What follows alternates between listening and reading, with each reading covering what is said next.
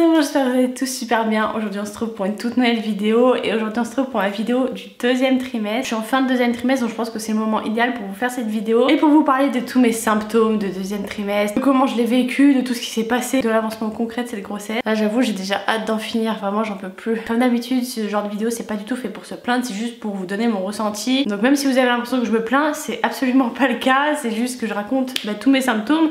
Forcément il n'y a pas que des trucs cool. Bien évidemment la grossesse c'est beaucoup de bonheur mais pas que. Faut pas faire semblant non plus. Alors oui c'est pas une maladie mais on peut aussi être très malade. Venez me rejoindre sur Instagram et sur TikTok là où je suis très active et n'oubliez pas de liker cette vidéo puis moi je vous dis allez c'est parti. Bon alors par rapport à mon premier trimestre il y a quand même beaucoup d'évolution puisque je n'ai plus eu de nausées à partir de... Alors pas la 12e semaine aménorrhée mais à partir de la 15e, 16e ça s'est vraiment arrêté. Ça arrive que j'en ai mais uniquement quand je suis en voiture. Voilà, maintenant je crains la voiture alors que j'ai jamais craint la voiture de toute ma vie. Pour la grossesse de Kéline, j'ai pas du tout craint la voiture. Et là je crains la voiture, voilà. Super. Mais au moins j'ai plus de nausées. Il faut savoir que j'avais tout testé, Cariban, le Primperan. J'ai essayé en dernier recours les bracelets anti-nausées là. En fait il n'y a rien qu'à marcher, c'est juste passé tout seul. Donc dire que j'ai eu beaucoup de chance parce qu'il y en a pour qui ça va jusqu'à l'accouchement et franchement ça doit être terrible. Mais voilà, vers 15-16 semaines ça s'est vraiment arrêté. J'ai pu enfin souffler. Sauf que qui dit arrêter de vomir dit prendre du poids. Donc bien évidemment au niveau de la prise de poids là on s'est lâché hein. De toute façon je pouvais rien manger pendant le premier trimestre donc là je me suis lâchée, je pense que ça se voit. Mais j'en suis à plus 10 kilos. On est à la 27e semaine là au moment où cette vidéo sortira. Ça fait quand même 10 kilos ça fait. Bon après c'est pas bien grave parce que même pour Kéline j'en avais pris 20. Mais après c'était pas la même période, genre je pense que la canicule avait joué beaucoup au niveau de la rétention d'eau et tout. Je sais pas trop mais j'avais pris les 13 derniers kilos comme ça. Mais là au stade où j'en suis j'en avais pris que 7. Donc j'en suis à 3 de plus mais c'est pas grave, au moins on mange. J'ai faim, je mange, peut-être que potentiellement ma petite elle a faim donc elle mange. Donc voilà, au niveau de la prise de poids on en est à plus 10 kilos en 6 mois et 2 semaines. J'ai quand même beaucoup moins mal au sein si ce n'est qu'il y a des jours où vraiment j'ai très mal mais en soi ça s'est vraiment vachement calmé par rapport au premier trimestre et ça c'est plutôt cool. Je sais que ça va revenir au 3e parce que vraiment le 3e c'est là où vraiment t'en peux plus. En plus t'as le lait qui monte et tout, enfin vraiment c'est hyper douloureux. Moi je sais que j'en avais vraiment souffert sur la fin là, pour Kéline. Je sais à quoi m'attendre mais là pour l'instant le deuxième trimestre je suis plutôt tranquille et c'est plutôt cool. Je suis aussi également beaucoup moins fatiguée. Alors bien sûr il y a des jours avec et des jours sans mais c'est vrai que le premier trimestre j'étais un vrai légume vraiment. Et puis même je pense que les cachets pour les nausées y étaient pour beaucoup mais j'étais vraiment tout le temps fatiguée, j'avais tout le temps besoin de dormir alors que là j'ai un regain d'énergie de ouf, j'ai envie de tout nettoyer dans la maison. On a préparé du coup la chambre de la petite et on a fait ça en quelques jours, vraiment quelques jours sans se poser ou quoi. J'en ai pas ressenti le besoin et après il y a eu ce qu'il y a eu. Pour ceux qui me suivent sur Insta et sur TikTok je vais vous raconter après mais beaucoup plus d'énergie, je suis grave contente parce que vraiment j'en avais marre d'être tout le temps fatiguée mais de rien faire vraiment. Là quand je suis fatiguée c'est que vraiment j'ai forcé de ouf pendant la journée et il y a des raisons mais sinon en soi je suis pas fatiguée du tout. À savoir quand même que je me réveille au moins minimum 4 fois par nuit pour faire pipi donc j'ai des nuits un peu entrecoupées mais écoutez c'est pas grave. Des fois quand je suis fatiguée je fais des micro-siestes genre de 20 minutes, 1 heure et puis voilà on fait comme on peut. Également à partir de la 20e semaine Babynette a commencé à bouger. Alors j'ai commencé à ressentir des trucs vers 18 semaines aménorrhées mais concrètement Babynette a commencé à bouger vers 20 semaines. C'est grave cool parce que du coup moi qui étais accro au Doppler j'avais trop peur. Vraiment je sais que c'est pas bien mais voilà je l'admets. J'étais devenue totalement accro au Doppler qui permettait d'entendre le cœur de bébé, voir si elle était toujours là. Mais vu que maintenant elle bouge, je sais qu'elle est là. Donc j'ai plus besoin de ça, donc ça me fait du bien. C'est beaucoup moins anxiogène et puis voilà, je sens qu'il y a une présence, je peux jouer avec elle et tout. Vraiment je trouve ça trop cool. On a eu aussi du coup la Gender Reveal à 23 semaines aménorrhée je crois. Du coup c'est là qu'on a appris qu'on attendait une deuxième petite fille. Je voyais pas les choses se faire autrement en soi. C'est vrai que j'avais pas du tout d'idée de si on attendait une fille ou un garçon. Mais voilà, je pense que mon inconscient voulait éventuellement une petite fille. Après j'aurais eu un garçon, ça aurait été très bien aussi. Mais je pense que voilà, c'était en 51-49 parce que j'ai eu un peu un sentiment d'inachevé avec Kéline. C'est malheureux à dire, je veux pas faire de transfert, ça a rien à voir. Je sais très bien que c'est deux bébés totalement différents et même moi je le ressens différemment aussi. Voilà, je pense que c'était le destin. Kéline nous a envoyé sa petite soeur donc on a été grave contents.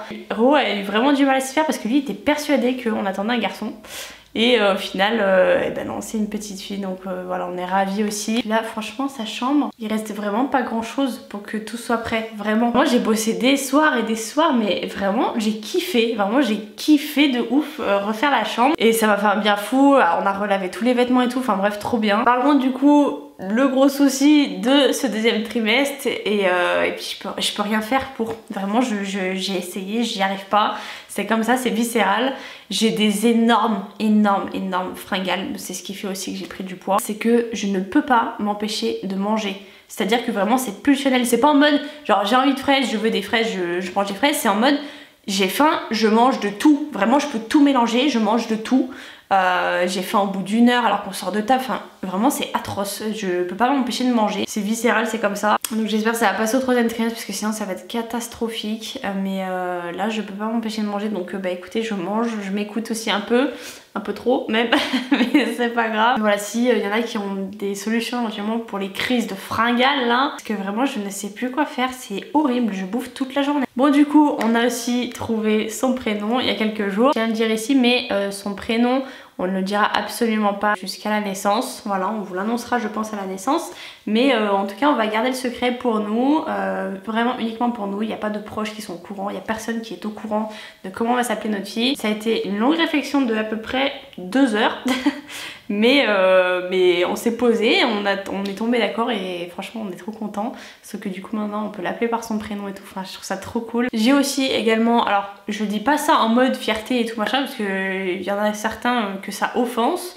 Mais oui, je suis contente, je suis fière de moi, j'ai réussi à arrêter de vaper, ça fait plus d'1 mois maintenant et je me sens très bien. Alors bien évidemment que oui, ça aurait été mieux de le faire avant, ça c'est pas fait, c'est comme ça, voilà, personne n'est parfait, chacun fait comme il peut. Moi ça m'a aidé à déstresser de pas mal de choses, je pense qu'on a eu ces dernières années qui ont été très compliquées pour nous, donc voilà, je dis pas que ça excuse, mais ça faisait 10 ans que je fumais, donc on n'arrête pas comme ça du jour au lendemain. Et puis surtout qu'en étant enceinte, bah, c'est très mauvais pour le bébé. Après, je suis contente, j'ai fait ça petit à petit et j'ai réussi. Donc voilà, je suis ravie. Au moins, je sais que pour l'accouchement, voilà, je suis tranquille. J'aurais pas besoin de dire oh, j'ai envie de vaper, j'ai envie de vaper. Puis même pour après, quand on aura la petite et tout, c'est tellement mieux, enfin, de pas être dépendante de ce genre de choses. Comme quoi, tout le monde peut le faire. Et dernière chose, la plus importante du coup de ce deuxième trimestre, c'est que il y a quelques jours, pour ceux qui ont suivi, je suis partie aux urgences.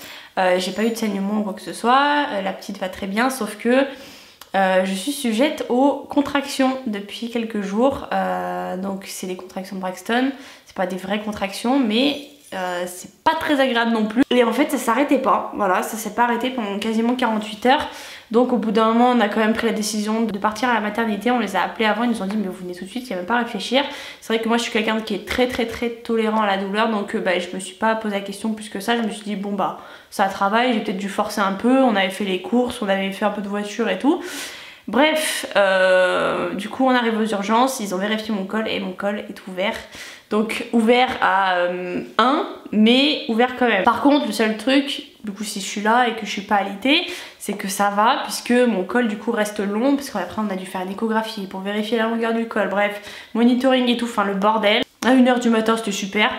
Mais c'est vrai que ma maternité est loin de chez nous, elle est à plus d'1 heure, donc c'était un peu en mode j'ai des contractions, est-ce que vraiment ça va être bon de prendre la route, est-ce que c'est utile, est-ce que vraiment mes contractions sont rapprochées, est-ce que je vais perdre des paires de sang. En fait il n'y avait rien qui disait que c'était alarmant, si ce n'est le fait que j'avais beaucoup de contractions, beaucoup trop. Donc ça a joué un petit peu sur mon col, mais mon col reste long, donc voilà, pas de panique, tout va bien, si ce n'est que bah voilà, maintenant il va falloir que je me ménage un peu. Ces derniers temps j'arrêtais pas de faire du ménage et tout parce que ça me faisait kiffer de faire ça, et ben voilà. Elle m'a mis un stop. Je vais attendre que ça passe, là ça va un peu mieux. Je suis sous Spasfon du coup quotidien, donc 6 par jour plus 6 capsules de magnésium par jour pendant au moins 1 mois, et puis on verra ce que ça donne. Logiquement ça devrait aller mieux, là ça va déjà un petit peu mieux. Et puis voilà, je sais pas pourquoi je contracte comme ça, mais moi c'est vrai que j'ai toujours eu le sentiment depuis le début de cette grossesse, je sais pas pourquoi, peut-être que je me trompe, hein, j'espère que je me trompe, mais j'ai toujours eu le sentiment que j'allais accoucher avant terme.